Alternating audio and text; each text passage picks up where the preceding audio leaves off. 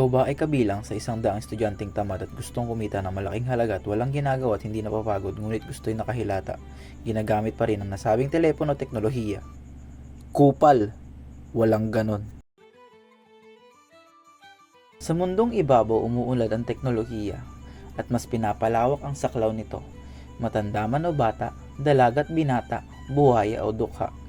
Ang hatirang pangmadla ay isa lamang sa tulay kung paano umiikot ang komunikasyon ng tao tungo sa iba't ibang panig ng platapormang kabilang nito. Isa sa halimbawa ang komunikasyon, sapagkat hindi na kailangan ng kartero, telepono'y sapat na. Nariyan ng video call or video chat. Pangalaway napapadali ang gawain sa pang-araw-araw. Meron ding mga taong bihasa sa pagsiyasat at galugarin ang mga bagay-bagay na nilalaman ng internet. Sa tulong din ng teknolohiya, madaling na ipapasa ang mga impormasyon, mapatotoo man o kwentong barbero sa larangan ng hatirang pangmadla. Sabik din ang mga bata't matanda sa mga napapanood nila. Galak ang dulot sa mga estudyanteng nahihirapan sa takdang aralin. Ito'y iilan lamang sa kariktan ng teknolohiya. Panahon ay lumilipas, lalong pag-usbong naman ng siyensya.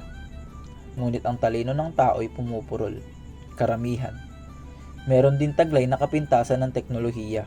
Kung usapang eskwela, mga school bukol na madalas ay asang AI or Artificial Intelligence. Pinapabahala na lang kay Batman, dulot ng katamaran. Kaliwat ka ng panggagancho at pangloloko sa internet. Pangungutya sa kapintasan ng iba, paninira sa buhay ng ibang tao, at pagkalat ng impormasyon na taliwas sa totoo. Nalilimitahan na rin ang pakikihalubilo ng tao dahil sa impluwensya ng hatirang pangmadla at nalilimutan ng tunay na mundo. Sensitibo na rin ang tao ngayon dahil pinag-iisa ang internet sa realidad. Marahil ay laging lubog at tutok sa telepono. Maaring malulong sa paggamit ng iba't ibang klase ng teknolohiya. Mga akdang hindi dapat natututuhan ng mga bata sa hatirang pangmadla at tigang sa laging paghawak ng telepono na akala mo'y mamamatay kung wala ito.